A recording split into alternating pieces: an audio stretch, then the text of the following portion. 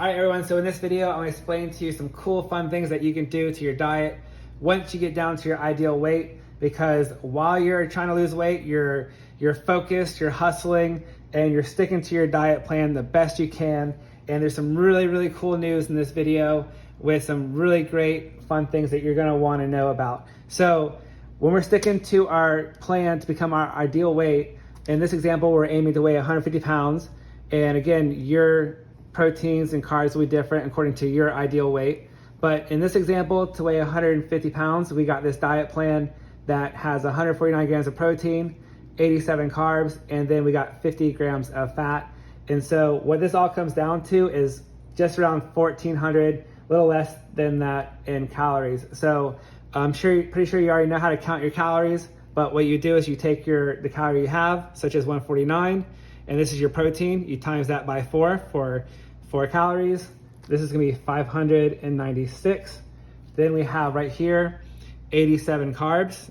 87 times 4, because there's 4 calories in a carb.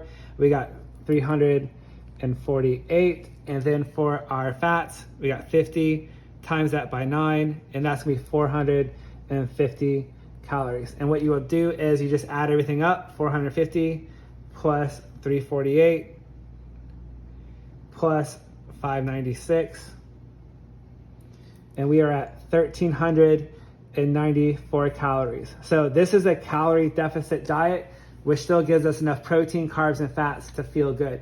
But we're only at 1,300, less than 1,400 calories. So the cool news is like, while you're losing weight, you're focused on this number the entire time, and you're busting your ass just to get down to your ideal weight. And so here's the cool thing that I want to let y'all know about, that once you get down to your ideal weight, once you finally lost all the weight you want to do, you can add in another 500 calories, because this is a calorie deficit diet. So like, you're gonna be losing weight for as long as you're on this plan. I mean, you'll eventually get down to, a certain amount of weight, but there comes a point where like getting too skinny is too skinny, and like you want to start looking toned and have muscle, but you have to lose weight in order to see your abs and to have some muscle definition. So we're always gonna be in a calorie deficit plan. But the good news is that once you've lost your weight, you can add in 500 more calories for maintenance. So like, that means to maintain your weight. So if you get down to, let's say 153, and you're happy being at 153, you don't necessarily have to go all the way down to 150, but if you're happy at 153, then you start adding in 500 calories. And so what 500 calories, that's going to be another 100 carbs, which is, if you do 100 carbs, that's 400 calories right there. Plus you can add in some more protein. So you could add in 25 grams more of protein, and then you can also, you do 25 more grams of protein and then 100 grams of carbs. So that'll be 50 calories right there. So you could add in another meal on top of what you're already having right here. So this is enough to keep you nourished as far as getting your muscles growing, but also burning fat. But once you get down to where you want to weigh, add in another 500 calories, which could be an additional meal, or add on to what you're already eating, and then you're going to maintain your weight and you're going to stay there. So that's really cool news, is that after you worked really hard to lose weight and burn fat and get down to your ideal weight, you can now have one more meal and still be where you want to be at. So you've already accustomed yourself to this already strict diet. I mean, it's not strict. I mean, you're having taco shrimp and barbecue chicken and chocolate yogurt. It's not that strict, but you're still having fun, but you're counting your calories, right? So you're putting in that work. But the cool thing is once you've disciplined yourself to eat this meal plan, once you get down to your ideal weight, you can add in another 500 calories. So that's another meal. So you just kind of situate that however you want to. So that's like bonus number 1, reward number 1 for getting down to your ideal weight. And not to mention, once you got down to your ideal weight, you're already seeing your abs, you got muscle definition, and you get to have one more meal. So that's super, super cool. That's the good news right there. That's your reward right there. So now you're having 6 meals a day, and you got abs, and you got muscle definition, and you're looking great, and you're getting to eat 500 more calories.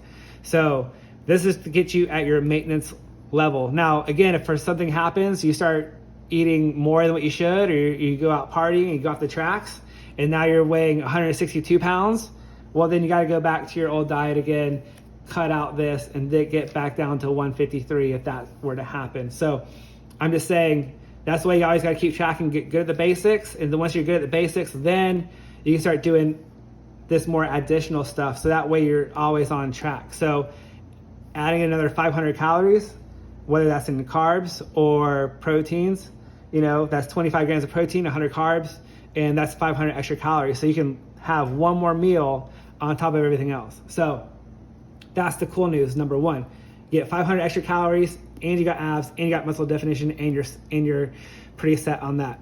The next thing that you can try doing, and this is something I do sometimes, but not something I really pay too much attention to, but you can always do this thing called carb cycling, which basically what carb cycling is that you take your basic diet plan, your bare bones diet plan, and then you have a low carb day, you have a medium carb day, and then you have a high carb day. So like this whole time you're still having your 150 grams of protein, 75 carbs, 50 grams of fat. So like on your low carb day, that's what you eat. And then on your medium carb day, you can add in another 50 more carbs, let's just say. So then you got 150 grams of protein, 125 in carbs, and then 50 grams of fat. So we'll just split that up a little bit more so it's easier. And then like say on your high carb day, add in another 50 more carbs, and now you're taking in 150 grams of protein. Then you're going to take in 175 carbs and 50 grams of fat. So that's day 1, day 2, day 3, and then you go back to the beginning and you continue to do this carb cycle for as long as you want. And so what you would do is you basically stick to your main diet that you've already got right here, and then on your first day, you eat this. And then on your medium carb day, when you have 50 more carbs, let's say you want more rice or one more piece of toast. So like on your medium carb day, when you're eating 50 more carbs, you can have 2 pieces of toast. So that's 22 more carbs. And then like you can have twice as much rice, which is going to be another 28 carbs. So just right there is like another 50 carbs. So another 2 pieces of toast, double your rice, and that's going to be your medium carb day. So that's a lot more food than what you already were eating. And so like on your high carb day, you would do the same thing. Stick to your 2 toasts, then you got extra rice right here, and then like you can have double your potatoes, and then on your, say like your yogurt, you could add in some peanut butter or honey or whatever it is to get you the extra carbs to equal up to 175. So this is more of a more advanced thing that you can do because you got to pay attention every single day to what you're doing. So I mean, if you like routine, you can just stick to your same diet and then add in your 500 calories. But if you're really particular, like if you're going to the gym a lot, you can do carb cycling, and this will help your athletic performance by adding in more carbs into your diet. So, but again, this is like in every single day, you're paying more and more attention to what you're doing. Then you got to remember, what was yesterday? Was yesterday medium carb day, or was yesterday low carb day? Did I have high carbs yesterday? Then you got to continually remember like what you're doing all the time. So, I mean, that's on a daily basis that you got to keep paying attention to everything you're doing. I particularly just like routine, so I'm going to stick to the same diet every single day and then just add in my cheat calories as I want to. So I just like the same thing every single day. I don't like to keep track of what I did yesterday or day before or tomorrow. I just want the same thing all 7 days of the week. So, but this is something you can try, carb cycling. I've done it before. It's there's nothing bad about it. It's just like it's adding more carbs into your diet, which is fine, especially if you're going to the gym. You get a lot more energy, a lot more endurance in the gym. But I'm just saying, for me in particular, I don't do it just because I don't want to keep trying to remember what I did yesterday or day before. So, I mean, I stick to my same diet plus my cheat meals. But this is just one more fun option in case you love carbs and you just want to get more carbs into your diet. The next thing that you can do is the zone diet. And so this is, you have to be active all day long when you do this because this is going to be doubling your calories. And this is more about muscle building and being in the gym. But like, I've noticed like if I'm active all day long, I can stick to this diet. But if I'm staying in the house or if I got work on the computer and like I'm not outside active like I usually like to do, I've had jobs where I'm waiting tables and I'm active, or if I'm doing Instacart all day long, I'm active. Like if you have a job that you're just sitting at a desk all day long, you might not want to do this part, but the zone diet is this. So basically we got our 1 gram of protein that we're doing, then we're doing half our carbs, and then we're doing a third in fats. So that's like our basic structure that we've been doing this entire time. So if you are super active and you're already down to your ideal weight, and this is when you can start adding in more protein and more carbs if you want to. So only when you're down to your ideal weight can you start adding in the 2nd gram of protein for your weight. Whereas, again, going back to my example, when I weighed 213 pounds and I was following this advice, like that the fitness people say online to do, you take 1 to 2 grams of protein. Like when I weighed 213 pounds, I was getting 300 to 400 grams of protein every single day, which is way too much. But if you're at your ideal weight at 150 and you're doing 150 grams of protein every day, that's a lot less than you're originally told to do, but you're eating for your ideal weight. But if you're super active, you can have up to 2 grams of protein every single day. I've noticed when I'm super active, like if I'm doing Instacart or whatever all day long, then like instead of 150 grams of protein, I'll typically have 225 grams of protein. So that's a little less than 2 grams of protein per body weight, but it's more than 1. So I'm just saying, like, if you're super active, you can do this new diet structure. And this is only when you get down to your ideal weight. Now, you can have 1 to 2 grams of protein for your ideal weight once you're down to your ideal weight. And then when it comes to your carbs, you can have half your ideal weight up to 1 gram. So that means on this plan to weigh, let's say 150 again, I'm running out of space.